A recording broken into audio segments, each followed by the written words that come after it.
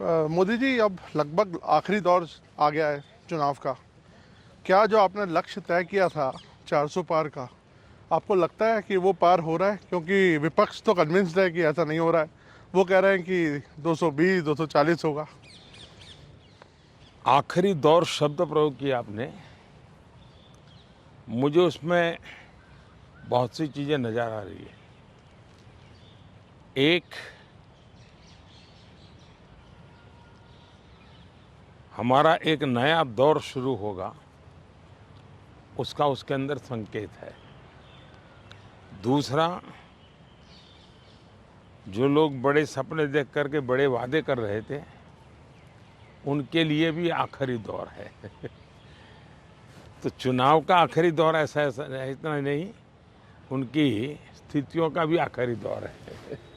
प्रधानमंत्री जी, आरक्षण इतना बड़ा मुद्दा इस बार कैसे बन गया? आप तो माइक्रो चिप्स और मैन्युफैक्चरिंग इस पे बात हो रही थी, लेकिन आपको बार बार हम आरक्षण पे बात करते हुए क्यों देखना पड़ रहा है?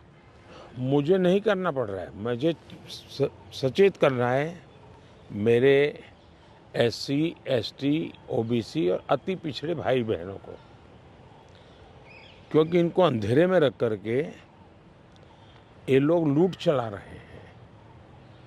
और चुनाव एक ऐसा समय है कि जो सबसे बड़ा संकट आ रहा है, उससे देशवासियों को मुझे जागरूक करना चाहिए। और इसलिए मैं आग्रहपूर्वक जनता जनार्दन को समझा रहा हूँ, क्योंकि ये दो चीज़ें हो रही हैं। एक, भारत के संविधान की मूल भावना का हनन हो रहा है।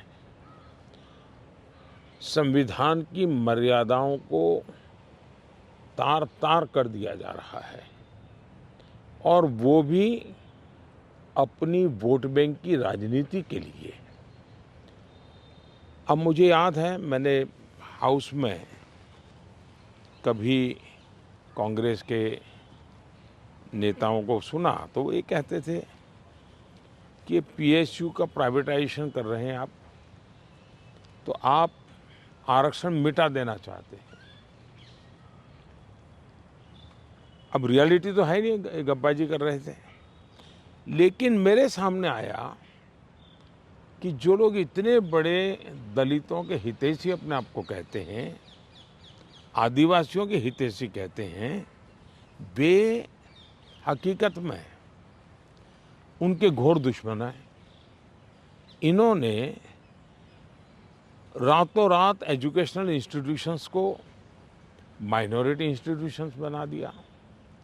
माइनॉरिटी इंस्टीट्यूशन बना दिया तो उन्होंने आरक्षण उसमें खत्म कर दिया। अब उनके अधिकार क्षेत्र में नहीं था, वैसा एक नियम बदल दिया उन्होंने, और यूनिवर्सिटी तक को माइनॉरिटी स्टेटस दे दिया। अब दिल्ली में ही जामिया मिलिया जो यूनिवर्सिटी है, उसको उन्होंने माइनॉरिटी बना दिया, उसमें सारे आरक्षण खत्म हो गए। एडमिशन में भी नहीं, नौकरी में भी नहीं। और बाद में तो चीज़ें उभर करके आई कि करीब करीब 10,000 ऐसे इंस्टीट्यूशंस हैं जिसको इस प्रकार से आरक्षण के जो एससी, एसटी, ओबीसी का अधिकार था, वो पिछले दरवाजे से उसको छीन लिया गया है। संविधान की पीठ में छौरा भोंका दिया है। बाबा साहब आम्बेडकर ने जिस सपने से ये व्यवस्था खड़ी की थी, उसको इन्होंने वोट बैंक के लिए गिरवी रख दिया है। तो ये एक चिंताजनक बातें मेरे सामने जब आई, तब मुझे लगा कि मेरा दायित्व बनता है कि मैं देश को अवगत। इतने में इनका मैनिफेस्टो आया। इस मैनिफेस्टो ने और चौंका दिया, और इसलिए मैंने पहला मैनिफेस्टो पढ़ देखते ही मेरा पहला कमेंट था कि ये मैनिफेस्टो पर मुस्लिम लीग की छवि है। तो 2-3 दिन तो उनको लगा कि इसका जवाब देने की ज़रूरत नहीं है, ये अपने आप ही बात खत्म हो जाएगी। जब उन्होंने कोई जवाब नहीं दिया तो फिर मैं एक एक चीज़ खोलने लगा। जैसे इस देश में वो ये कहें कि हम खेलकूद में भी माइनॉरिटी के लिए कोटा फिक्स करेंगे। आज पंजाब के मेरे बच्चे जो खेल जगत के अंदर बहुत अच्छा कर रहे हैं, बंगाल के मेरे नौजवान फुटबॉल में बहुत अच्छा कर रहे हैं, उत्तर प्रदेश के हमारे नौजवान जो एथलीट्स में काफ़ी अच्छा कर रहे हैं, अब वो अपनी जवानी उसमें खपा देते हैं। 10-12 साल की उम्र से लेकर के पहुँचने तक ये लोग इतना तप करते हैं जी, तपते हैं, शरीर को तपाते हैं। खिलाड़ी ऐसा नहीं बनता है जी। और सुबह रात को नींद नहीं आती, सुबह 4 बजे उठ करके चले जाते हैं। अब कहते हैं नहीं, ये माइनॉरिटी के लिए कोटा होगा, तो मेहनत करने वाला मेरा नौजवान जाएगा कहाँ जी? उनका क्या होगा? दूसरा उन्होंने कहा कि देश में अब जो टेंडर होंगे उस टेंडर में भी वे माइनॉरिटी के लिए आरक्षण करेंगे। मतलब ये हुआ कि आज मान लीजिए कोई कहीं पर बहुत बड़ा महत्वपूर्ण ब्रिज बन रहा है, उस ब्रिज में कौन ब्रिज बनाएगा? तो जिसके पास ट्रैक रिकॉर्ड है, जिसके पास संसाधन है, जिसके पास कैपेबिलिटी है, जो परफॉर्म कर सकता है, सारे उसकी जो रिक्वायरमेंट उसकी पूरी करता है, उसमें कंपटीशन होती है और कंपटीशन में जो निकलता है उसको टेंडर मिलता है। ये कहते नहीं, ये सब बाद में। अब मुझे बताइए, अगर इसी प्रकार से सिर्फ धर्म के आधार पर कोटा दे देंगे, वो ब्रिज बनेगा, लोग मारे जाएंगे, तो कौन जिम्मेवार होगा? क्या वोट बैंक के लिए आप आने वाली पीढ़ियों को भी तबाह करना चाहते हैं? तो ये ऐसे विषय थे जो कांग्रेस ने अपनी वोट बैंक की खातिर मैदान में उतारे। तब मेरा कर्तव्य बनता है कि मैं मेरे दलित भाइयों के अधिकार के लिए लड़ूं, मेरे आदिवासी भाई बहनों के अधिकार के लिए लड़ूं, मेरे ओबीसी पिछड़े भाई बहनों के अधिकार के लिए लड़ूं, और इसलिए मैं लड़ाई लड़ रहा हूं। तो ये जो परसेप्शन बनाया जा रहा है कि आप आए तो बिल्कुल आरक्षण ही खत्म कर देंगे, ये क्या इस पर क्या बोलेंगे आप? इन्होंने ये पाप कर दिया है, उसके खिलाफ मैं बोल रहा हूँ, इसलिए उनको झूठ बोलने के लिए ऐसी चीज़ें का उपयोग करना पड़ रहा है। अभी कोलकाता हाई कोर्ट का सर एक ऑर्डर आया है जिसमें 2010 के बाद जितने ओबीसी सर्टिफिकेट्स बन रहे हैं उसको खारिज कर दिया है। दीदी इनकी कहती है- मोडस ऑपरेंडी है कि पहले इन्होंने कानून बना करके माइनॉरिटी को देने का पाप शुरू किया, पहले आंध्र में शुरू किया। सुप्रीम कोर्ट ने तक में वो हार गए, हाई कोर्ट ने उसको रिजेक्ट कर दिया क्योंकि संविधान अलाउ करता नहीं है। तो इन्होंने चालाकी करके पिछले दरवाजे से खेल शुरू किया, और पिछले दरवाजे से खेल शुरू करने के लिए इन लोगों ने रातों रात मुसलमान की सभी जातियों को ओबीसी बना दिया। सभी जातियों को ओबीसी बना करके जो ओबीसी का हक था वो रातों रात डाका डाल दिया, लूट लिया। और इसके खिलाफ चुनाव की सरगर्मी चल रही है। तब हम तो बोल ही रहे थे कि भाई ये हो रहा है, कर्नाटक में हुआ है, मैंने बताया था, हम बंगाल के लिए भी बोल चुके थे। लेकिन जब हाई कोर्ट का जजमेंट आ गया तब ये साफ हो गया कि इतना बड़ा धोखा हो रहा है। लेकिन इससे भी दुर्भाग्य की बात है कि इतना बड़ा वोट बैंक की राजनीति करने के लिए वे अब इनको भी गाली दे रहे हैं, जुडिशरी को गाली दे रहे हैं, न्यायपालिका को गाली दे रहे हैं, और वो यहाँ तक कह रहे हैं कि कुछ भी हो जाए हम कोर्ट की बात मानने वाले नहीं हैं। ये जो स्थिति है वो किसी भी हालत में स्वीकार्य नहीं हो सकती है। सर केजरीवाल जी अभी जब जेल से बाहर आए तो उन्होंने कहा कि प्रधानमंत्री जी ही तय करते हैं कि कौन जेल जाएगा। वो कहते हैं सोरेन को और मुझे उनके इशारे पे जेल में डाला गया। अच्छा होगा ये लोग संविधान पढ़ ले, देश के कानून नियम पढ़ ले, मुझे किसी को कुछ कहने की ज़रूरत नहीं है। सर इस बार चुनाव में हम देख रहे हैं कि एक पर्सनल अटैक्स बहुत हो रहे हैं, लाइक आप पर भी कई बातें बोली गई हैं और आपकी तरफ से भी कुछ लोगों को कुछ बोला गया है। तो पर्सनल अटैक्स किस लिए इस बार? आपको लगता नहीं ये शैली नहीं होनी चाहिए चुनावों में? जहाँ तक मोदी का सवाल है, मैं तो पिछले 24 साल से गालियाँ खा खा खा करके गाली प्रूफ हो गया हूँ। मौत का सौदागर किसने कहा था? गंदी नाली का कीड़ा किसने कहा था? और मेरे यहाँ तो पार्लियामेंट में एक दिन हमारे एक साथी ने हिसाब लगाया था, 101 गालियाँ गिनाई थी। तो चुनाव या चुनाव न हो, ये लोग मानते हैं कि गालियाँ देने का हक उनका ही है, और वे हताश निराश इतने हो चुके हैं कि गालियाँ देना, अपशब्द बोलना, ये उनके शायद जहन में है, उनके स्वभाव में हो गया है। प्रधानमंत्री जी, एक आरोप विपक्ष और लगा रहा है कि ईडी, आईटी, सीबीआई इसका इस्तेमाल किया जा रहा है विरोधियों को दबाने के लिए। मेरा मीडिया को सवाल है कि विपक्ष ने आपको ये कूड़ा कचरा पकड़ा दिया, वो कूड़ा कचरा लेकर के आप हमारे पास पहुंच जाते हैं। मीडिया वाले रिसर्च करें कि भाई सरकार के लिए क्या सवाल पूछने चाहिए, प्रधानमंत्री को क्या सवाल पूछना चाहिए। जो कूड़ा कचरा फेंक रहा है उसको पूछो ना, भाई तुम ये जो कह रहे इसका सबूत क्या है, कानून नियम क्या है, उसको पूछो ना। उसकी आपकी हिम्मत नहीं है। लेकिन वो जो कूड़ा कचरा फेंकते हैं, वो कूड़ा कचरा लेकर के आप मेरे यहाँ आते हैं। ये ठीक है कि मैं रिसाइकल के मानता हूँ, तो मैं इस कूड़े कचरे का रिसाइकल करके उसको खाद में परिवर्तित कर दूंगा और उसमें से देश के लिए कुछ न कुछ अच्छी चीज़ें पैदा कर दूंगा, इसलिए वो तो मैं करूंगा। लेकिन सरकार क्या करती है? आज गांव के सरपंच को चेकबुक पर सही करने का अधिकार होता है, देश के प्रधानमंत्री को नहीं है। ये इतना नॉलेज नहीं है इन लोगों को। देश के प्रधानमंत्री के पास इस प्रकार का कोई अधिकार नहीं होता है। मोदी सरकार का मैंडेट क्या है? मोदी सरकार ने अपने अफसरों को कहा है कि मेरी सरकार करप्शन के विषय में जीरो टॉलरेंस। अब ये दफ्तर के अंदर बैठे हुए लोगों का काम है कि उसको लागू करें। और सचमुच में तो किसी जमाने में 10 साल में मनमोहन सिंह जी की सरकार थी, 34 लाख रुपया पकड़े गए थे। 34 लाख रुपया मतलब एक स्कूल बैग में आप आ जाए। वर्तमान में ईडी ने 10 साल में 2200 करोड़ रुपया पकड़ा है। ये तो टीवी पर दिखता है, ये तो कोई झूठबाजी हो नहीं सकती है। अब जो 2200 करोड़ देश को वापस लाया है, ये उसका सम्मान होना चाहिए, उसको गाली गलौज होना चाहिए। तो गाली गलौज कौन करता है? जिसका पैसा गया है वो गाली गलौज कर रहा है। 2200 करोड़ जिसके जेब में से गया है, जिसने चोरी कर करके इकट्ठा किया था, वो पकड़ा गया, वो चिल्ला रहा है।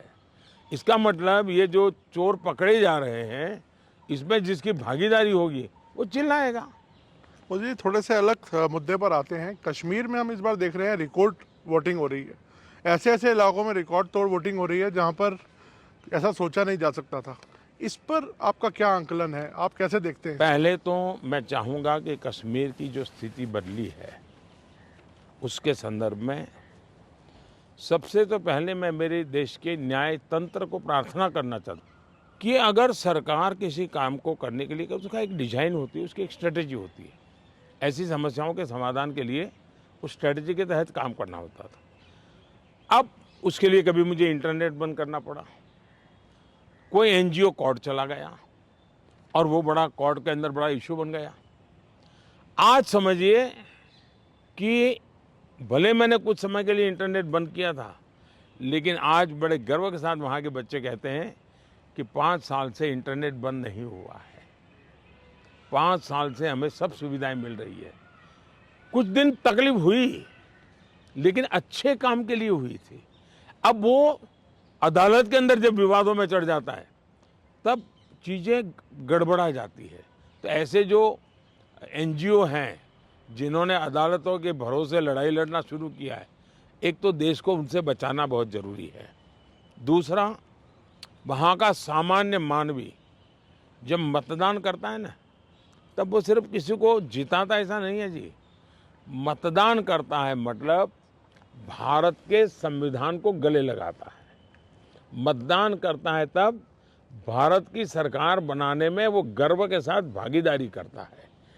मतदान करता है मतलब कि भारत के सार्वभौमत्व के प्रति अपना समर्पण व्यक्त करता है। दूसरा, उनको विश्वास हुआ कि ये सरकार ऐसी है कि जहाँ फेयरनेस है, हम भरोसा कर सकते हैं कि ये सही होगा। और जब उसको ये विश्वास हो जाता है कि ये कोई हेरा फेरी नहीं हो रही है, तो वो पक्का वोट करने के लिए उत्साह से आता है। और उसका परिणाम है कि आज मतदान यानी 40-40 साल के रिकॉर्ड टूट चुके हैं। मेरे लिए बहुत सबसे बड़ी संतोष की बात है कि मेरे कश्मीर के मेरे भाई बहन, मेरे परिवारजन उमंग और उत्साह के साथ मतदान के लिए आगे आए। उन्होंने मतदान करके दुनिया को एक मैसेज दे दिया है। जो लोग आशंकाएं करते थे उनको एक मैसेज दे दिया है। सर, ये क्या विंडिकेशन है 370 को जो आपने हटाया, इससे क्या लगता है कि आपका ये विंडिकेशन है कि जिस तरह से अब 370 ये सिर्फ एक 5-4 परिवारों का ही एजेंडा था जी।